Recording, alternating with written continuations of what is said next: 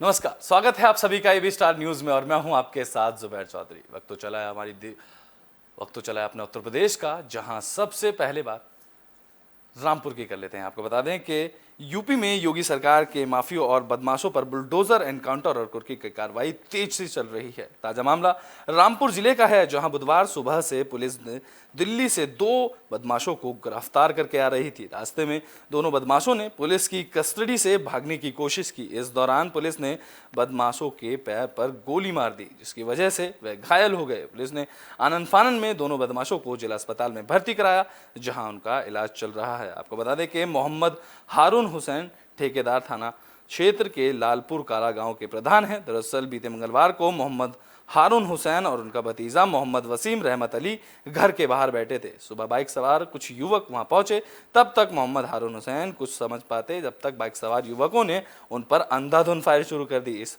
हमले में मोहम्मद हारून हुसैन और उनके भतीजे मोहम्मद वसीम की मौके पर ही मौत हो गई, जबकि मोहम्मद हारून और हमद अली गंभीर रूप से घायल हो गए, जिसकी सूचना पर पुलिस ने मोहम्मद वसीम के शव को कब्जे में लेकर पोस्टमार्टम के लिए भेज दिया था। पुलिस ने परिजनों की तहरीर पर जेल में बंद 2 आरोपियों सहित 9 लोगों पर फायरिंग कर हत्या करने और इसकी साजिश रचने की विभिन्न धाराओं में मुकदमा दर्ज किया था, जिसके बाद पुलिस ने 2 आरोपियों को गिरफ्तार कर जेल भेज दिया है। आज जनपद रामपुर के थाना टांडा में ग्राम लालपुर अंतर्गत एक फायरिंग के इंसिडेंट की घटना घटित हुई। मेरे द्वारा घटनास्थल का तत्काल निरीक्षण किया गया। घटनास्थल के निरीक्षण पर वहां पर मौजूद परिजनों और लोगों से बात करने पर चश्मदीद लोगों के द्वारा बताया गया कि 2 व्यक्तियों के द्वारा फायरिंग की घटना की गई, जिसमें 3 लोगों को गोली लगी।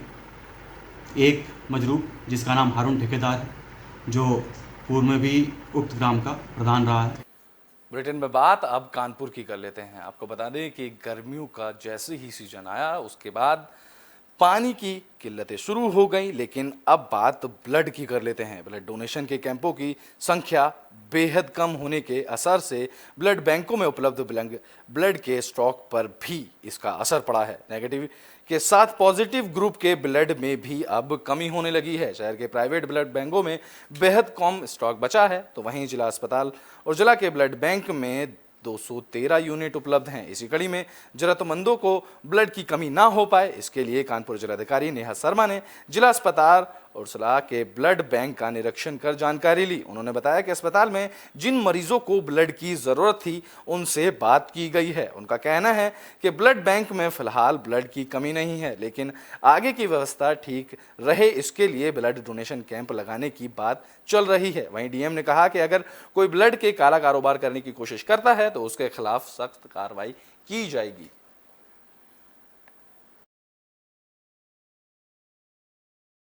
देखिए, आज अभी उर्सला अस्पताल में हम लोगों के द्वारा जो विज़िट भी हुई है, उसमें ब्लड बैंक की विज़िट मैंने की है और जो यूनिट्स पता की हैं तो 213 यूनिट की अवेलेबिलिटी अभी है। कुछ पेशेंट्स से भी वार्ता की गई जिनको एनीमिया था, सीवियर एनीमिक थे, उनको ब्लड की आवश्यकता थी, तो उस विषय वस्तु पर भी हम लोगों ने यहाँ पे डायरेक्टर साहब और अन्य जो लोग इससे संबंधित हैं उनसे बातचीत। बुलेटिन में बात अब गाजियाबाद की कर लेते हैं। आपको बता दें कि गाजियाबाद में भीषण गर्मी से लोगों को काफ़ी परेशानियां हो रही हैं। दिल्ली एनसीआर के में इस साल गर्मी ने काफ़ी पहले से ही अपना कहर बरपाना शुरू कर दिया है। अप्रैल के महीने में मानो ऐसा लग रहा है जैसे जून की गर्मी से ये पूरा महीना झुलस रहा है। इस बार की गर्मी से लोगों का जीना माहौल हो गया है, तो वहीं झुलसा देने वाली गर्मी में लोगों गर्मी से बचने के लिए तमाम कोशिश कर रहे हैं, लेकिन बढ़ते तापमान के चलते सारी कोशिशें नाकाफी साबित हो रही हैं। तेज गर्मी से गाजियाबाद के जिला एमजी अस्पताल के ओपीडी में रक्तचाप यानी कि ब्लड प्रेशर के मरीजों की संख्या में इजाफा होना शुरू हो गया है। डॉक्टर की माने तो गर्मी के मौसम में अधिक समय तक बाहर रहने के कारण काफ़ी पसीना आता है। शरीर में पसीना निकलने के चलते डिहाइड्रेशन हो जाता है। डिहाइड्रेशन होने की वजह से लोगों के ब्लड प्रेशर लो हो जाता है। इसी कारण ये जानकारी गाजियाबाद के एमएमजी अस्पताल के ओपीडी रक्तचाप यानी कि लो ब्लड प्रेशर के मरीजों की संख्या में इजाफा होने के बाद अब ये खबर सामने आई है।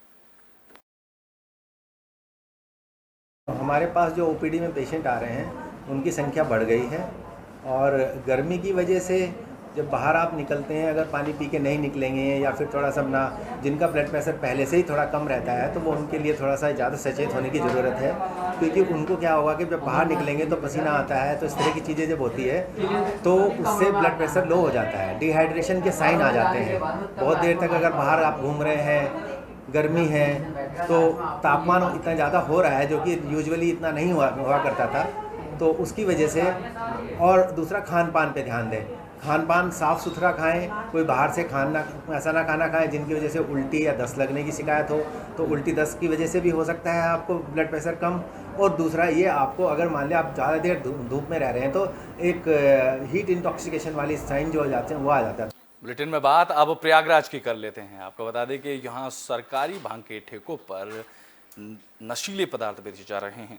प्रयागराज जिले के सराय ममरेज थाना क्षेत्र के अंतर्गत आने वाली जंघाई चौकी से सटे सरकारी भांग के दुकान पर धड़ल्ले से गांजा बिक रहा है, लेकिन जंघाई की पुलिस इस मामले से पूरी बेखबर है। जबकि मंगलवार को एमएलसी चुनाव की मतगणना को हो रही थी, जिसको लेकर एसएसपी प्रयागराज के प्रोटोकॉल के अनुसार शराब पर और उनसे संबंधित दुकानों पर पाबंदी लगाई गई थी। एक तरफ एसएसपी प्रयागराज पाबंदी लगा रहे थे, तो वहीं दूसरी तरफ ताजा मामला जंघई चौकी से महज 200 मीटर की दूरी से सामने आया, जहां सरकारी भांग की दुकान पर धड़ल्ले से गांजे की पुड़िया को जेब में भरकर एक लड़का इस प्रकार गांजा बेच रहा था। जब इसकी शिकायत संबंधित थाने के इंस्पेक्टर से की गई तो इंस्पेक्टर ने आश्वासन दिया कि जो भी इस मामले में संलिप्त होगा उस पर कठोर कार्रवाई की जाएगी।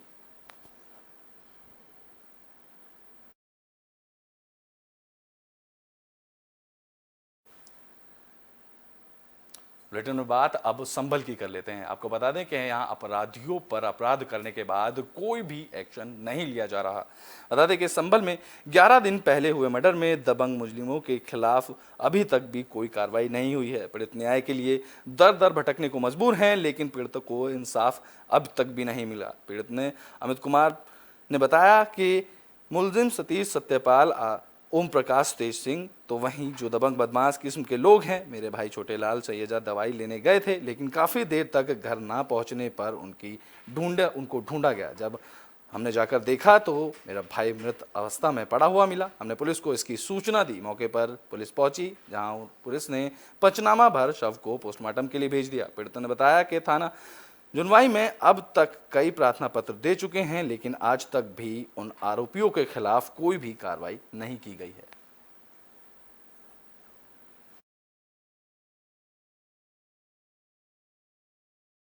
के लिए आए हैं साहब, 10 दिन हो गए भाजते भाजते, कोई कार्रवाई नहीं हो रही। कोतवाल सामने इंस्पेक्टर ने पैसे ले लिख के मेरे भाई का मर्डर कर दिया है साहब। इन लोगों ने पहले तो रंजिश चल रही थी इनसे, कई बार हमने मेरे भतीजे ने तहरीर प्रार्थना पत्र थाने में दिया, अपने बचाने खातर गिन्नौर भी दिया, थाना जुनाव भी दो सर, अभी तक जिंदा पर कोई कार्रवाई नहीं करी इनके खिलाफ।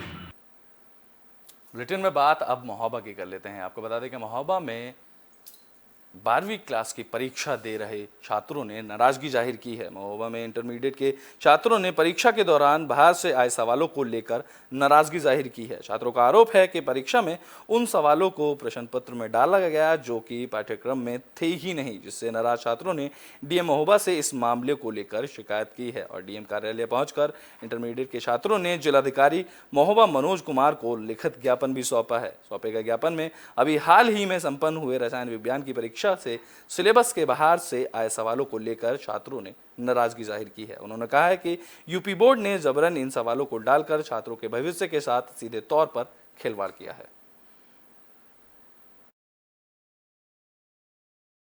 और मैं डीएवी का छात्र हूँ और मैं इंटरमीडिएट में इस समय पढ़ाई कर रहा हूँ और कल मेरा केमिस्ट्री का पेपर था जो कि आउट गया है और मैं पूरी साल पढ़ता रहा, रातों जगह हूँ पढ़ा हूँ, लेकिन अब क्या बताइए 5 नंबर का पेपर आउट जा रहा है। यूपी बोर्ड कर रहा है, हम लोग स्टूडेंट हैं, रातों पढ़ते हैं, क्या कर रहा है यूपी बोर्ड? हम लोग क्या करें, पेपर आउट दे रहे हैं। यार आप कम से कम पेपर तो इस तरीके का दीजिए कि हम लोगों को करने में भी तो थोड़ी लगे कि हाँ पेपर कर रहे हैं, पता लगे आप 5 नंबर का आउट दे रहे हैं। इस 5 नंबर में सर बहुत से लोग पास भी हो सकते हैं, बहुत से लोग फेल होंगे सर। समस्या को लेके कहाँ आए हैं आप? सर हम इस समस्या को लेके कलेक्ट्रेट आए हैं और हमने डीएम जिलाधिकारी सर से बात भी की है और अब देखिए क्या एक्शन होता है। हमें सर इसमें कुछ नहीं एक्शन का तो क्या, हमें सर इससे 5 नंबर का प्रॉफिट है और जो 5 नंबर हमें चाहिए, बहुत से लोग फेल होंगे सर और बहुत से पास होंगे। बुलेटिन में बात अब नोएडा की कर लेते हैं। आपको बता दें कि यहाँ तेज रफ्तार का कहर देखने को मिला, जहां एक लग्जरी कार ने 7 लोगों को रौंद दिया। उत्तर प्रदेश के नोएडा से सड़क दुर्घटना की एक दर्दनाक घटना सामने आई। यहां सेक्टर 113 थाना क्षेत्र के सब्जी मंडी परथला खजरपुर से के पास लग्जरी कार सवार ने 7 लोगों को रौंद दिया, जिसके बाद इस घटना से इलाके में अफरा तफरी का माहौल हो गया। वहीं घटना के बाद से पुलिस कार सवार की तलाश कर रही है। जानकारी के मुताबिक पहले कार सवार ने बाइक और आइसक्रीम के ठेले में टक्कर मारी, इसके बाद उसने कार सवार दंपत्ति को टक्कर मारी, तो वहीं कुछ आगे जाकर अनियंत्रित कार सवार ने पैदल जा रहे 2 युवकों को भी रौंद डाला।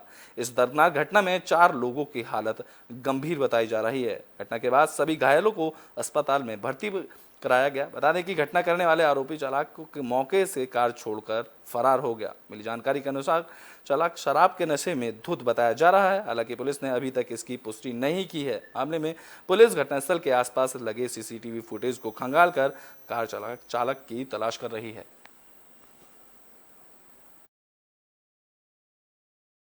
सेक्टर 113 थाने का मामला है। कल लगभग 10:30 बजे के आसपास यहाँ परथला मार्केट लगती है, उसी के पास एक कैब ड्राइवर ने संभवतः वो नशे में है, उसका भी मेडिकल हुआ है। बुलेटिन में बात अब गाजियाबाद की कर लेते हैं। आपको बता दें कि यहाँ विवादित बयान देने पर पुलकित महाराज को पुलिस ने गिरफ्तार कर लिया है। जहां धर्म विशेष को लेकर विवादित बयान देने वाले पुलकित महाराज को साहिबाबाद पुलिस ने गिरफ्तार कर जेल भेज दिया है। बता दें कि शालीमार गार्डन में रहने वाले पुलकित महाराज ने 4 दिन पहले मुस्लिम महिलाओं को लेकर विवादित बयान दिया था, जिसका किसी ने वीडियो बनाकर सोशल मीडिया पर वायरल कर दिया था। जिसके बाद वीडियो सोशल मीडिया पर वायरल होने के बाद एसपी सिटी ने आदेश पर साहिबाबाद थाने में इसके खिलाफ मुकदमा दर्ज किया गया, जिसके बाद पुलिस ने पुलकित महाराज को गिरफ्तार कर जेल भेज दिया है।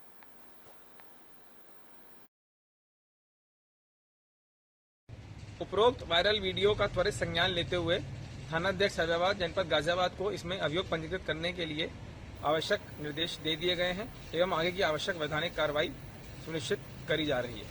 बुलेटिन में बात अब पीलीभीत की कर लेते हैं। आपको बता दें कि यहाँ एक प्रेमी अपनी प्रेमिका और पुलिस की प्रताड़ना से परेशान होकर उसने जहर खा लिया। पीलीभीत में प्रेमिका के परिजनों और पुलिस से परेशान होकर प्रेमी युवक ने जहर खाकर अपनी जान दे दी, जिसकी सूचना पाकर मौके पर पहुंची पुलिस ने शव को कब्जे में लेकर पोस्टमार्टम के लिए भेज दिया। यह घटना थाना जहानाबाद क्षेत्र की है, जहां जहानाबाद क्षेत्र निवासी हेमंत का 2.5 साल से थाना मधोका टांडा क्षेत्र की रहने वाली संध्या नाम की युवती से प्रेम प्रसंग चल रहा था। बीते 3 अप्रैल को दोनों ने परिवार की सहमति से शादी कर ली थी, लेकिन किसी बात को लेकर प्रेमिका के परिजनों ने प्रेमी और उसके परिजनों के खिलाफ केस दर्ज करवाकर पुलिस उन्हें परेशान कर पैसों की डिमांड कर रही थी। वहीं पुलिस ने मामले के केस दर्ज कर प्रेमिका को उसके ससुराल ले गई, जिससे परेशान होकर युवक ने जहर खाकर अपनी जान दे दी। वहीं युवक की मौत की सूचना पर पहुंची पुलिस ने शव को कब्जे में लेकर पोस्टमार्टम के लिए भेज दिया और वहीं इस मामले की जांच पड़ताल शुरू कर दी।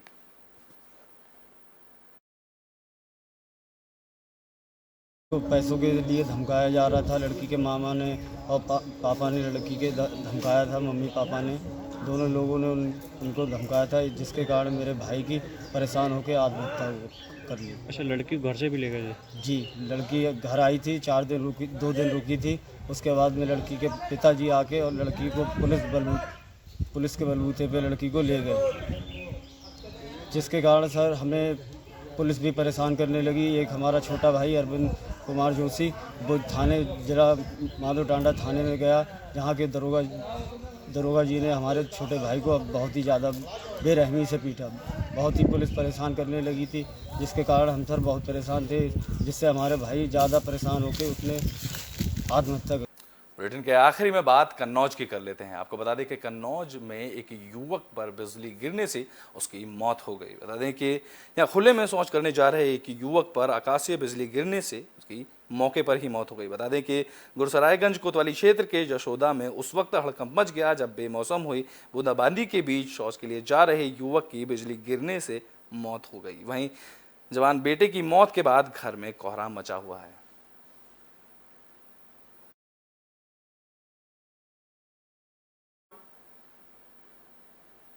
अपना उत्तर प्रदेश में अभी के लिए बस इतना ही। देश और दुनिया की तमाम खबरों के लिए देखते रहें एबी स्टार न्यूज़।